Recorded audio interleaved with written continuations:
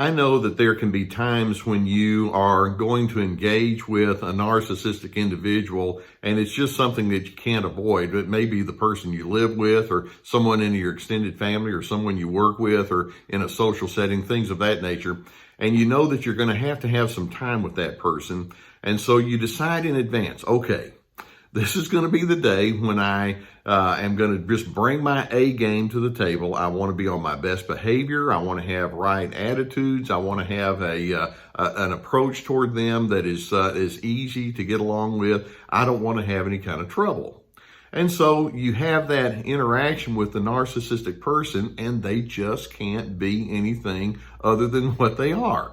And before you know it, with their high control nature and their tendency to be critical or undermining or having their attitude of entitlement, the exasperation begins to come all over you. And then you walk away from that engagement thinking, why do I get myself into these situations? This person is such an impossible individual. And you find yourself feeling very flustered, and you think to yourself, why does this person keep treating me in such an odd and bad way? Now, there's an odd advantage that I want you to realize that the narcissist can have over you when you try to bring your good characteristics to the equation as you engage with them. And that odd advantage is this: you're thinking too much like a normal person. That's it. You're thinking too much like a normal person. When you have that narcissistic person in your presence, you can easily see so many different things that they're doing that are just not appropriate. And so there's a part of you that says, well, surely if I can act in a normal and healthy and reasonable kind of way, that will impact them in such a way that they'll respond in a good way and good fashion in reverse. And so when the narcissist inevitably does not respond with normalcy, then that can throw you off your game. And before you know it, they can actually wind up having power over you.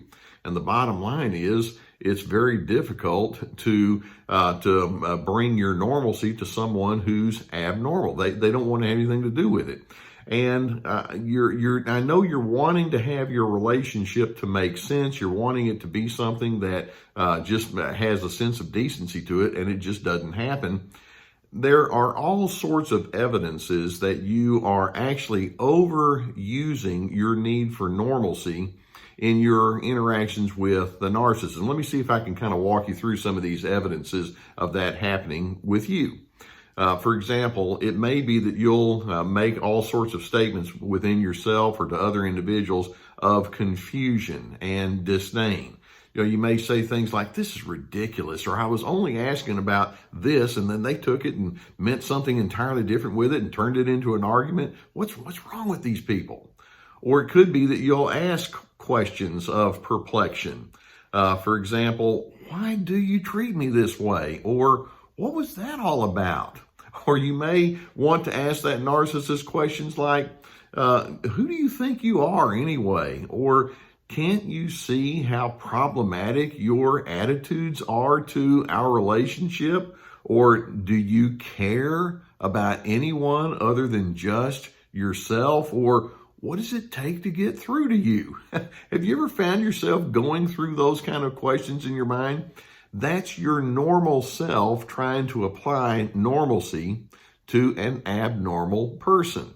And the net result is you wind up sitting on a bunch of anger. Many times you find the need, or you feel the need to plead your case with that narcissistic person. And by the way, does it work? Sometimes you wind up just thinking, well, maybe I'm the problem. You have some self-doubt, or you have to defend yourself a little too fully. Sometimes you just walk away and you fume and you seethe and you just have all sorts of tension and frustration building up inside. And I'll have people talk to me and say, you know, in the times that I'm with my narcissistic person, I'm not at my best, and it brings out the worst in me. So here you are, you're at a disadvantage with the narcissist because you're thinking too normally. And the narcissist is over there thinking, well, every time you try to come on with your normalcy, That allows me to flip things around and turn it into something that frustrates you, and then they walk away feeling totally satisfied. You become their narcissistic supply. The more frustrated you get because they won't be normal, then the more they get to think, yep, see, I'm the only one around here that's got any kind of sense, because you sure don't. I want you to listen to some of the truths that you have on the inside of you that you bring to the equation with the narcissist. And then I want us to see how the narcissist is internally responding to your normal truths so that you can get an idea of the game that the narcissist is playing with you. For example, a normal kind of person, this is a truth that they would bring to the narcissist. A normal thought would be, let's acknowledge we're interconnected. And why don't we act like members of a team and work with one another? Okay, that's your normal truth. The narcissist is thinking, I am a team unto myself. I don't need to connect with you. I don't need to be a team player with you. That's not normal. And so every time they come out with their abnormality, it frustrates you. That's their advantage. Another normal truth. Affirmation and validation are relationship lubricants. Let's do that with one another. Now, the narcissist may react, well, yeah, you need to affirm and validate me, but don't expect it in reverse. That's not normal. They're applying a double standard, and when they come at you with the abnormality, again, that's their advantage over you because you walk away with such frustration. Or another truth that you can bring to the equation. Communication is a two-way street. Why don't we give equal emphasis on both speaking and listening? Okay? The narcissist is thinking, well, I'll speak whatever I want to speak, but I don't need to listen to someone as stupid as you. That's not normal, but that's the way they approach you, and that gives them their angle over you because it drives you crazy. Or another truth.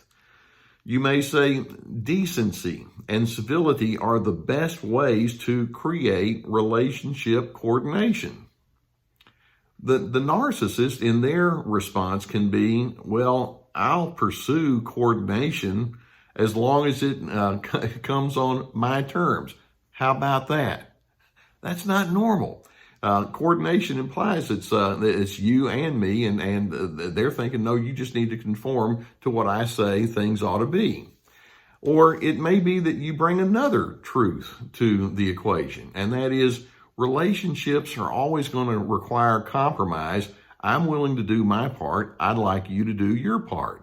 And the narcissist is thinking, I find no value in compromising with someone like you.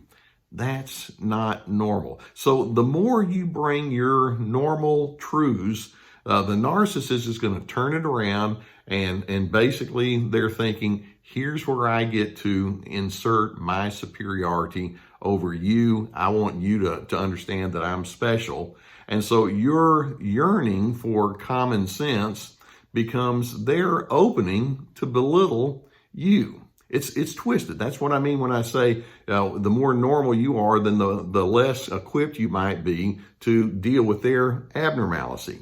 What they do instead is they invalidate, or they offer you cutting comments, or angry explosions, or they shut you out, or they become secretive, or they pass along information about you behind your back.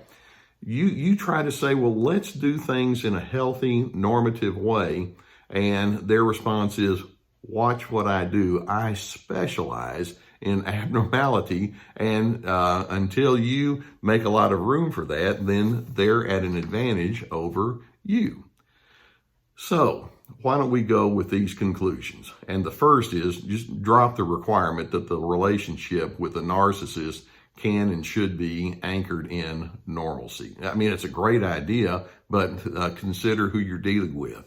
Cease any pleading, cease any coaxing, cease any attempt to convince, because it's not going to work. It's not going to help.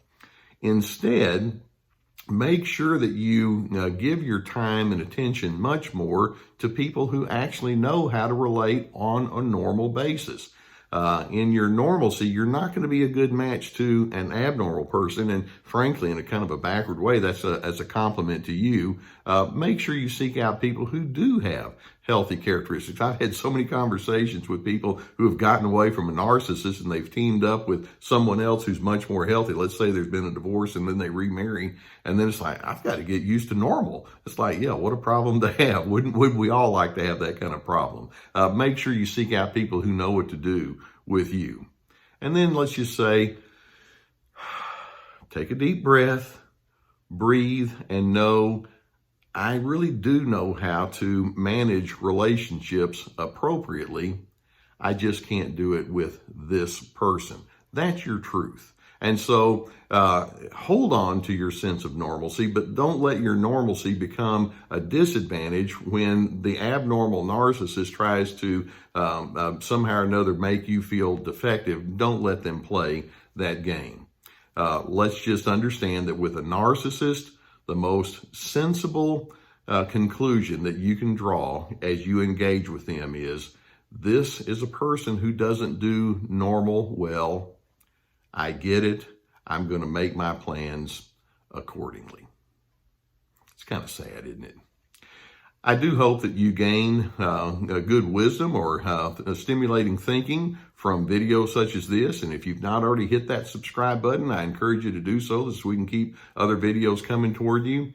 If you would, I'd encourage you to go to our website. We have a lot of, it's survivingnarcissism.tv. We have a lot of articles and quite a bit of information we're putting on there, and quizzes and videos and things that are going to be an augmentation of what we're doing here on YouTube. Check it out. I hope you're going to really like that, and pass it along to your friends too.